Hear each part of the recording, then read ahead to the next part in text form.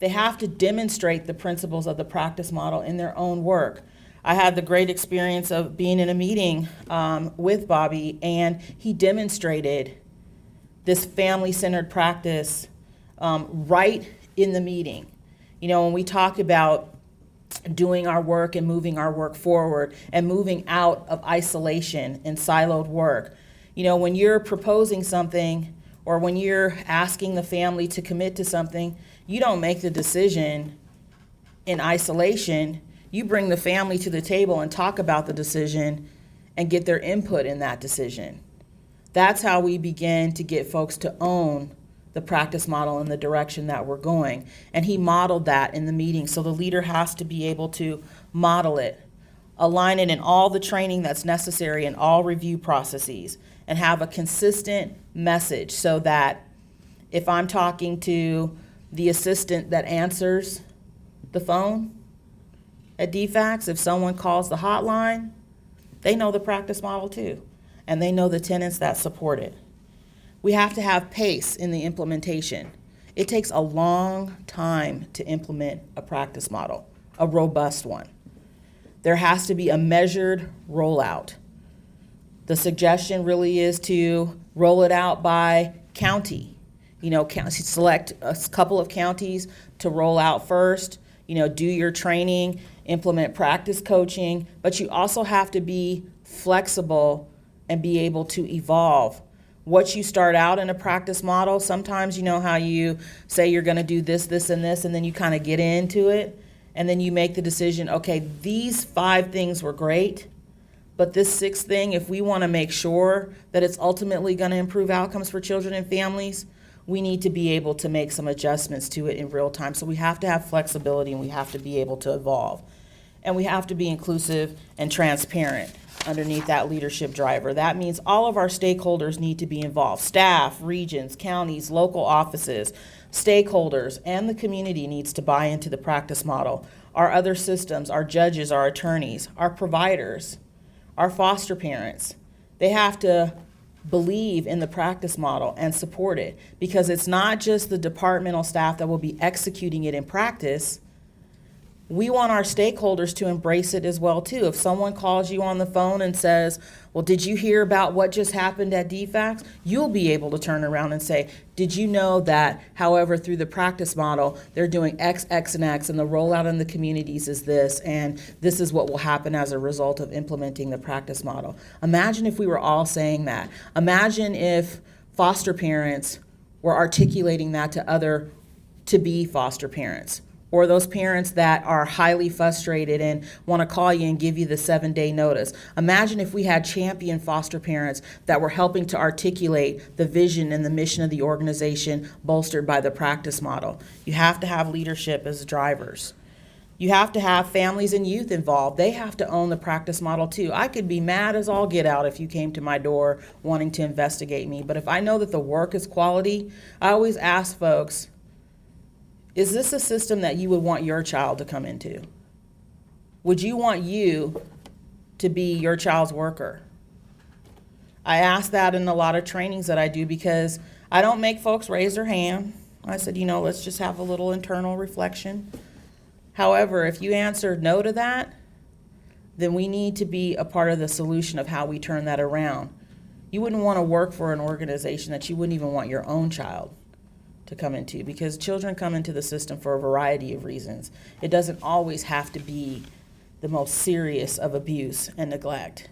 We had a child where, it's a story that I share in the training, his mother died, and there weren't any other relatives. There was no will or plan of what would happen. So as a result, he came into the system not because she was neglecting her son, not because she was physically abusing her son. She got hit by a car. And I think about my sister. My sister, it's Breast Cancer Awareness Month. My sister is a cancer survivor. For the first time in life, when she called me and told me she had cancer, that was the first time I thought about, man, not only thinking about the possibility of not having my sister, but thinking about what would happen to my nieces and nephew, and knowing There'd be no way on this earth that my nieces or nephews would have to come into the child welfare system. One, they have an aunt that understands the system and can navigate that, but I have an advantage over our families. I have an advantage that they don't have. But I had to ask myself, are my nieces living in a state where if something happened, would they be protected in the system? Would the right decisions be made? And that answer was no. And so it was, what can I do in my role to help change that? And then the final elements are the competency drivers. We need training managers, supervisors, and staff. We have to provide experience and coaching. As we move forward in the practice model, workers and staff need to have an opportunity to experience in real time implementing the practice model and having coaches who are going to support their success. We have to designate staff as champions. So as a part of that piece of having a robust financial package that is going to allow us to hire staff that are for the specific purpose of guiding and championing the practice model, and aligning our staff selection with that. So I'll talk about really quickly a robust workforce development plan. Even in the practice model, we need to be embedding our goals and values in the job description, because we need to know who we're hiring, and we need to know that these individuals are here because they are committed to the well-being of children and families. And so when we have job descriptions, our goals and values need to be reflected in that, and the practice model can help us do that. And then finally, the organization drivers. We have to have an evaluation process, a very robust one. We have to have thorough quality feedback loops, and we have to revise policies and create tools that are going to be successful. So the practice model isn't just creating a practice model for practice sake. It's about changing the way that we work to ensure that we get the outcomes that we desire. The second piece is we need a robust workforce development plan. Not a workforce development plan that, again, is only going to address the immediate needs of the organization. We need a workforce plan that is going to address the future direction of the organization, a 5-year projection out of where we want DFACs to be, the future state of the organization. Even if it can't be implemented within the first year, we can create benchmarks of how we can roll out this workforce development plan. It has to align specifically with the vision, the mission, and the goals of the organization, as well as the practice model. The workforce plan has to exude our values. Research shows us that there are 14 elements to creating a dynamic workforce: manageable caseloads and workloads. Workers can't do their work. They can't do it effectively when they have high caseloads. To minimize caseloads, yes, there are things that we have to look at about working more effectively and efficiently, our productivity, and I can assure you that's happening. I had an opportunity to sit in a meeting where we talked about that. But it's more than just the productivity. We want people working at 110% of their ability, but we also need to expand the workforce. We have to have meaningful supervision and mentoring, competency-based training and professional development, timely and accurate data and information. We don't want garbage in, because when garbage comes in, garbage comes out. We need to be able to churn out reports that are going to give us valuable information, and that also connects back to why I showed the kids count data profile. People, children, they're not numbers. We have to be able to tell a story behind the data and what does it really mean. Because then we can start having an organization that lives and breathes and understands data, but understands it in the context of a child. How does this data describe what's happening on my caseload and why children may not be moving? We have to have effective quality assurance, useful technology resources, safe and suitable working conditions, equitable employment incentives. We have to have cultural competence. We have to have significant family and community connectedness. We have to have consistent leadership and supportive organizational environment. And then finally, we need a public relations initiative to begin to shape and change the brand of DFACs, both internally and externally. We need to commit to an initiative that's going to allow us to build a lasting, positive image of the organization. So we need a solid brand that injects new life into DFACs, that effectively defines the vision of the organization, and it positions it internally and externally. We have to think like a Nike. We have to just do it. We have to increase the consumer experience.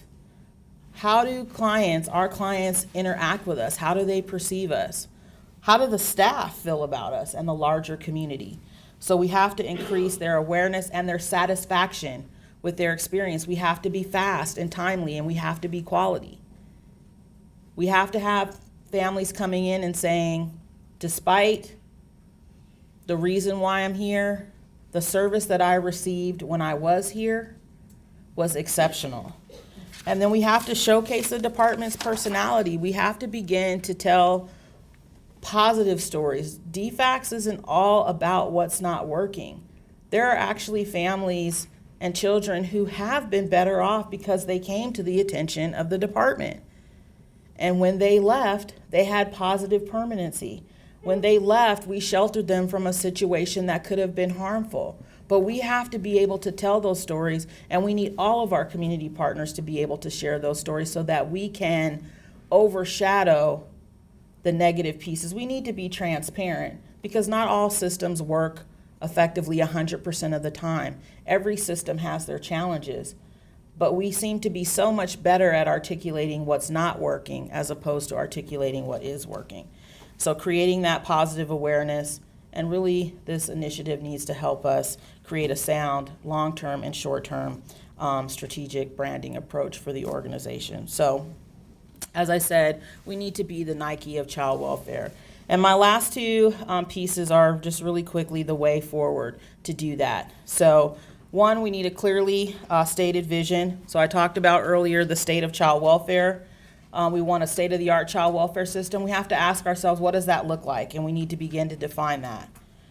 We need to figure out how we take the elements of what is good in the organization and move it to great. I asked a few folks in leadership a question about what is our desired future state. And I will ask all of you to think about that question of what is your desired future state of the organization? These were some of the things that folks said of their desired future state of DFACS. Consistency of practice, consistent, strong leadership, forward-thinking, visionary, staff work environment, knowledgeable, skilled workforce, an organization that asks, how will this decision make children safer and families stronger? A learning culture, trustworthy, just, ambitious, and impactful. Adaptable, and an agency that Georgians can rely on to help care for their families. Those were the words or phrases that they chose that articulated what their desired future state of DFACS was. And so I ask you to think about that. I also ask you to think about how will the lives of children and families in Georgia be different based on our leadership? How will the lives of children and families in Georgia be different based on our leadership?